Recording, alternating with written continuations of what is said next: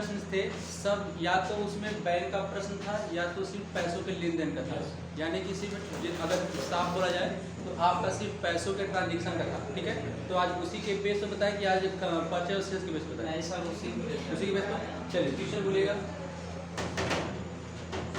बोलिए ट्यूशन, कोई भी ट्यूशन।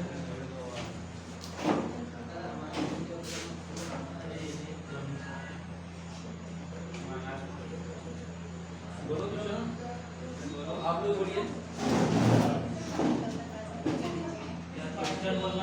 हाँ बोलो पसंद,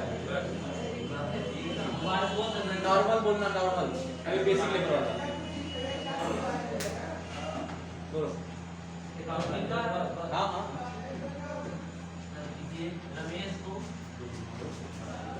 रमेश को प्राप्त हुआ 1500 2 दिन बाद ना, बस सबसे बेसिक था। अगला बोलो। सर यहाँ से भवन खरीदा 50 लाख।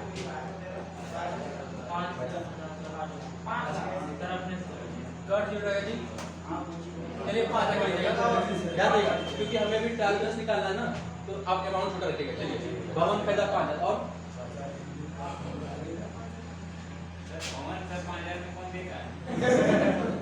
रेंट पे ले लो। मोहित को दिया 1900 SBI से निकाला 3000 1800 UPI में जमा किया।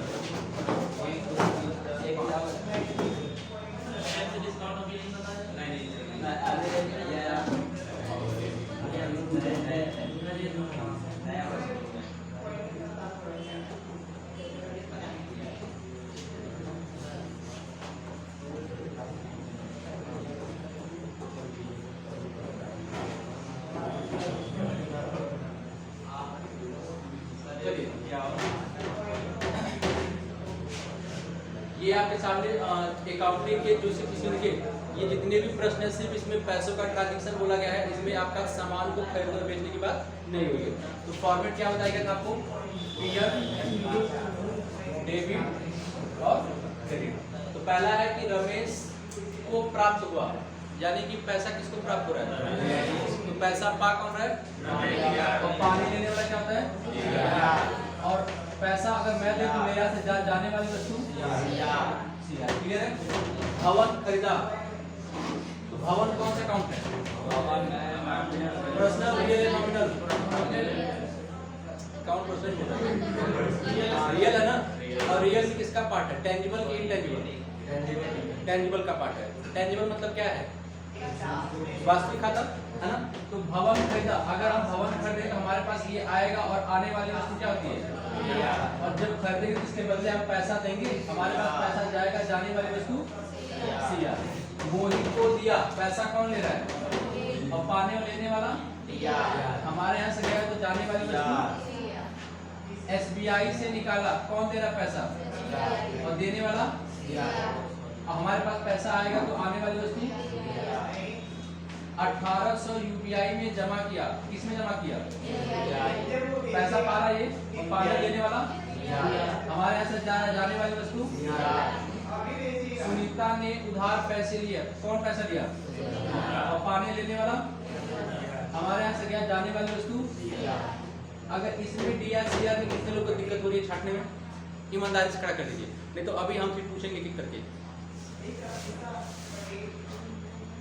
जो आज पहला दिन है उनको नहीं, जो रूल पढ़ चुके हैं, एग्जाम्पल देख चुके हैं, उनको अभी भी दिक्कत हो रही है तो वो बताएं। सबका क्लियर है, बोलो हाँ ना। हाँ चलिए, तो यहाँ देखिए अगर नहीं बोलेंगे तो आप लोग में कमी है, इसलिए मैं बार बार बोल रहा हूँ कि जहाँ भी दिक्कत है पूछ लीजिए, ठीक है। अब ध्यान देगा, यहाँ पर फॉर्मेट में आपका पर्टिकुलर नेम या पार्टी नेम डेबिट है और क्रेडिट है।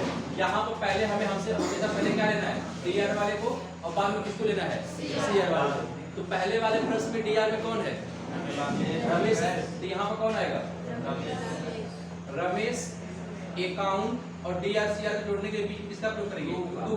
सीआर में क्या आएगा 1500 और 1500 का क्या लिखेंगे, कैश अकाउंट। ये डेबिट यहाँ पर 1500 हो जाएगा और ये यहाँ पर। क्लियर है, पहले प्रश्न की एंट्री हो गई। अगला प्रश्न क्या है कि भवन खरीदा 5000, तो भवन डीआर में है, हमें पहले डीआर लिखना है, तो क्या आ जाएगा, भवन की क्या बोलते हैं, बिल्डिंग अकाउंट 2, क्या हो जाएगा, कैश अकाउंट, कितना 5000। अगला प्रश्न क्या है कि मोहित को दिया 1900, डीआर में कौन है, मोहित है, तो पहले लिखेंगे मोहित अकाउंट 2, क्या हो जाएगा, कैश अकाउंट, कितना 1900। अगला क्या है कि एसबीआई से निकाला 3000, है ना, तो डीआर में क्या आएगा, कैश 2, और सीआर में क्या है, एसबीआई अकाउंट, कितना 3000। अगला है कि 1800 यूपीआई में जमा किया, तो डीआर में क्या है, यूपीआई, पहले इसको यूपीआई को, UPI account 2,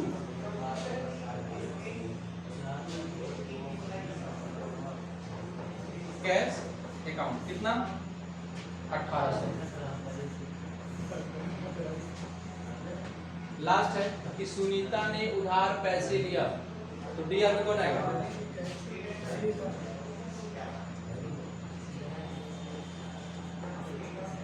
Sunita account 2, cash, कितना 700।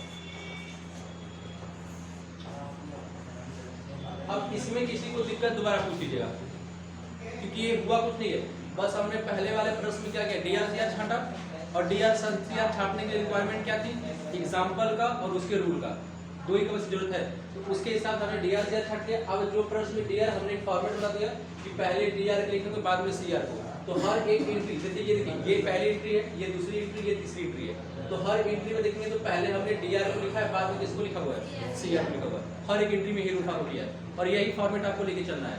अब ऐसा देखिए, ये मैं फॉर्मेट सिर्फ बता रहा हूँ इसलिए कि बार बार आपको ये डीआर सीआर न लिखना पड़े, लेकिन अगर आप पहले सीआर लिखते हैं बाद में डीआर तो कोई दिक्कत नहीं, लेकिन फिर आपको बताना पड़ेगा ये सीआर है, ये डीआर है, ये सीआर है, ये डीआर, ये डीआर, ये सीआर, फिर आपको बताना पड़ेगा। ये बार बार न लिखना पड़े, तो एक दिमाग में फॉर्मेट बना लीजिए कि आपको क्या करना पड़ेगा, पहले डीआर बाद में क्या लिखेंगे, सीआर लिखेंगे। क्लियर ना, अभी इसमें देखिए, यानी कि प्रश्न के बेस पर हमने ये ट्रायल बैलेंस का पहला स्टेप फॉलो कर लिया, अब हमें प्रश्न की आवश्यकता नहीं है, लिखना है, तो अगला कहाँ एंट्री करेंगे, तो फटाफट इसको नोट करो, इसको नोट करो, चलिए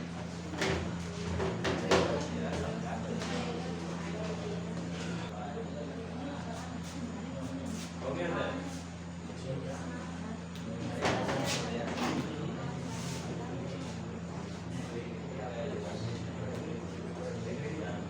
ध्यान देगा, अभी यहाँ पर था कि हमने डीआर सीआर लिया था, अब क्या है देखिए, Ramesh account, cash account, billing account, ये जितने भी हमने लिखे हुए, अब ध्यान देखिए टैली में जब हम सिस्टम पर करने जाएंगे तो यहाँ पर अभी हम इसको बोल रहे हैं रमेश का अकाउंट, कैश का अकाउंट, बिल्डिंग अकाउंट, लेकिन जब टैली पे करने जाएंगे तो वहाँ पर अकाउंट न बोल के वहाँ पर क्या बोलेंगे, लेजर बोलेंगे, ठीक है, तो क्या बोलेंगे, रमेश का लेजर, कैश का लेजर, बिल्डिंग का लेजर।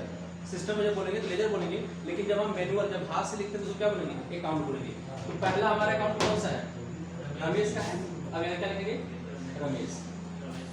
अब ध्यान दीजिए, रमेश लिखेंगे तो डीआर के पक्ष में कितना है, 1500 है, तो डीआर का पक्ष और ये यहाँ पर 1500 लिख दीजिए। और कहीं लिखेंगे रमेश कहीं और है, नहीं है। अब देखिए कभी कभी क्या होता है कि इसमें हमें डीआर से बराबर करना होता है, जिसमें कम होता है उसमें हम जोड़ देते हैं। अगर मान लीजिए बाई चांस क्या होगा कि 1500 इसमें भी आ गया और 1500 इसमें भी आ गया, दोनों पक्ष बराबर हो गया, तब यहाँ पर आपको कुछ करने की जरूरत नहीं है। अगर दोनों पक्ष बराबर हो गया तब छोड़ देंगे, नहीं बराबर, नहीं बराबर का मतलब अगर मान लीजिए यहाँ पर 700 आ गया, अब इसमें हम पैसा जोड़ेंगे ताकि 1500 के बराबर हो जाए, ठीक है।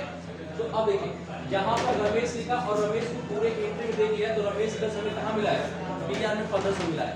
दोनों पक्ष को बराबर करना, इधर क्या करेंगे 1500 ऐड करके और क्या करेंगे सर्कल कर देंगे। रमेश को अगला अकाउंट कौन सा है, कैश का है। अब देखिए यहाँ पर कैश, अब देखिए ये जो कैश है CR में कितना है 1500, ये CR का पक्ष और यहाँ कितना देखिए 1500। और देखिए कैश, ये कैश मिला कितना 5000, उसके बाद कैश 1900 CR में, उसके बाद DR में 3000, 1800 CR में और 700 CR। तो जो कैश है, कैश का अकाउंट हमें CR में 1500, 5000, 1900, 1800, 700 कितना मिला है, लेकिन सिर्फ DR में कितना मिला है 3000। अब ये टोटल हुआ है, जोड़िए इसको,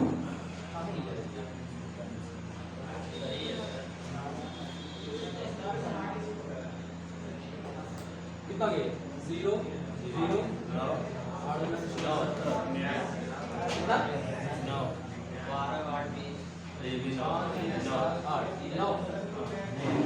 ये आएगा 9900। आपका टोटल जो है कैश CR में 9900 मिला है और DR में कितना है 3000 है। तो अब 3000 में हम कितना जोड़ देंगे इसके बराबर हो जाए, क्योंकि दोनों को बराबर करना, कितना होगा 6900।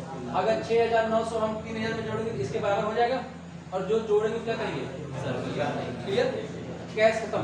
अब इतना ध्यान देंगे, जो एक बार हम अकाउंट यहाँ पर लिख लेंगे, अगर वो व्यक्ति आगे दोबारा कितना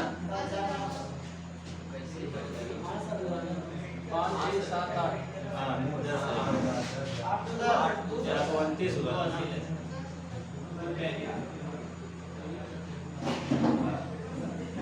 कितना 10 9 ये आएगा।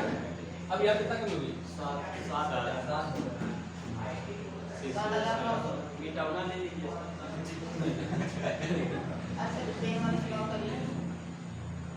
यहाँ कितना होगा 7 9। ठीक है, अब देखिए, अब जहां जहां देखिए एक बार हमने कैश ले लेना, अब एक एक स्टेप आगे आएगा। अगला क्या है बिल्डिंग, बिल्डिंग कितना DR में कितना है 5000, ये DR का पक्ष है और इधर 5000 लिख लीजिए। और क्या बिल्डिंग है नहीं है, तो CR में क्या करेंगे 5000 लिख के बैलेंस। बिल्डिंग के बाद देखिए अगला फिर कैश आया और ये कैश CR में कितना 5000, तो हम कैश में देखें कैश हो चुका है और CR में देखेंगे तो 5000 यहाँ हो चुका है, छोड़ देंगे। ठीक, आगे देखेंगे मूवी DR में कितना 1900, ये DR का पक्ष 1900 इधर लिख लीजिए। और कहीं मोहित है नहीं, तो क्या करेंगे CR में बैलेंस करेंगे। उसके बाद ये कैश आपका 1900 कैश के पक्ष में आएगा, 1900 यहाँ पर हो चुका है तो छोड़ देंगे। अगला कैश DR में 3000 कैश के पक्ष में, DR में यहाँ पर 3000 हो चुका है, छोड़ देंगे। अगला क्या है SBI 3000 किसमें आपका है CR में है और कहीं है यहाँ पर बैलेंस। SBI को अगला क्या है UBI 1800 किसमें है DR में, और ये क्या करेंगे बैलेंस करेंगे। उसके बाद ये कैश 1800 कैश के पक्ष में 1800 यहाँ पर हो चुका है, छोड़ दीजिए। अगला कौन है सुनीता 700 आपका DR में है, इधर क्या करिए बैलेंस। और अगला जो कैश है 700 CR में, तो कैश के पक्ष में 700 यहाँ पर हो चुका है, छोड़ दीजिए। ठीक, अब फिर से आपका DR और फिर से आपका CR। DR में हमने 7900 को सर्कल किया है, उसके बाद 3000 कितना हो गया 12900, ये आएगा ना 10900, ये सर्कल 2 सर्कल हो गया। अब इसको लिखिए यहाँ पर CR कितना 1500, 5000, 1900, 1800 और 700।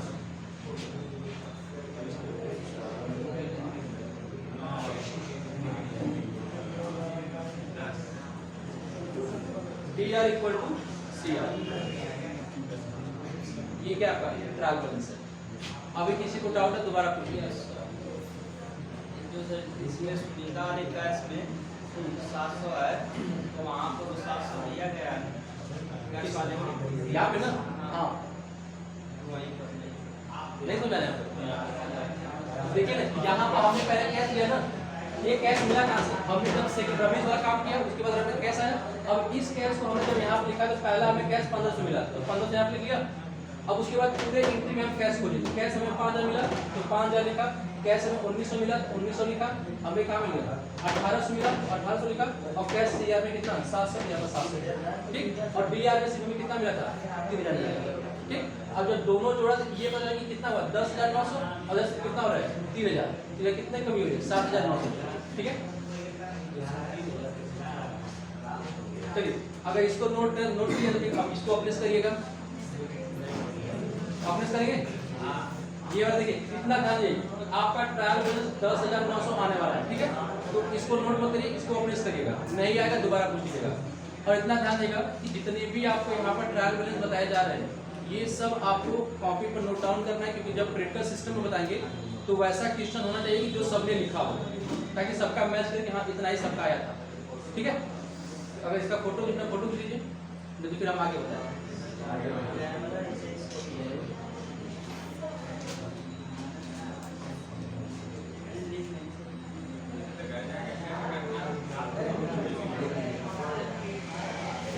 या 4-5 क्वेश्चन हम दे करने के लिए भी चलिए लिखिए तो।